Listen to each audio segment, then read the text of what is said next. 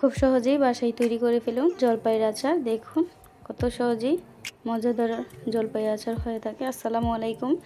এখানে আমি 1 কেজি পরিমাণ জলপাই নিয়েছি। এবার জলপাইটাকে ভালোভাবে ধুয়ে আমি সিদ্ধ করে নেব। আর আপনি যদি আমার চ্যানেলে নতুন হন প্লিজ আমার চ্যানেলটাকে সাবস্ক্রাইব করে দিয়ে পাশে থাকার সুযোগ করে দিন।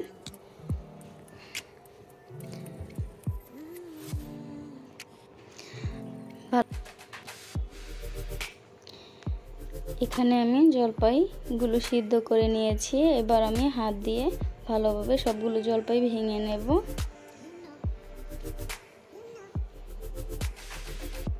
সবগুলো জলপাই আমার ভাঙা হয়ে গেছে। এখানে 1 কাপ পরিমাণ সরিষার তেল দিয়েছি কয়েকটা তেজপাতা আর শুকনো মরিচ দিয়ে দিব, 5 ফোড়ন গুঁড়া।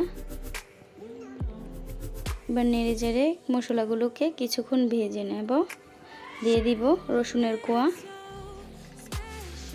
আর কাসুন্দি, হাফ কাপের থেকেও কম।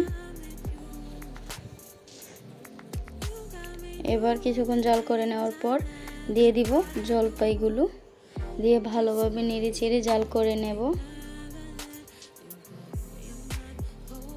কিছুক্ষণ জাল করার পর দিয়ে দিব এখানে 1 কাপ পরিমাণ চিনি।